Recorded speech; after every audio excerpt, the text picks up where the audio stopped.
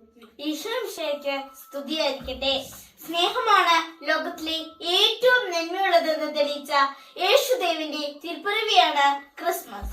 എളിമയുടെ സന്ദേശവുമായി വീണ്ടും ഒരു ക്രിസ്മസ് വന്നെത്തി. ദൈവം സ്നേഹം കൊണ്ട് ഭൂമിയെ ചുംബിച്ച രാവാണ് ക്രിസ്മസ്. നമ്മെ കാണാനും കേൾക്കാനും നമ്മുടെ സുഖദുഃഖാനുഭവങ്ങളിൽ പങ്കുചേരാനുമായി സ്വർഗം വിട്ടറിഞ്ഞു വന്ന ദൈവസ്നേഹത്തിന്റെ വലിയ സാക്ഷ്യമാണ് യേശുക്രിസ്തുവിന്റെ മനുഷ്യാവതാരം. ക്രിസ്മസ് പ്രത്യാശയുടെ വെളിച്ചമാണ്. ജീവിതത്തിൽ തകർച്ചയുടെ നൂർച്ചാലുകൾ ഉണ്ടായേക്കാം, പക്ഷേ അത്തരം പ്രതിസന്ധികളെ അതിജീവിച്ച് മുന്നേറുകയാണ് നമ്മുടെ ദൗത്യം.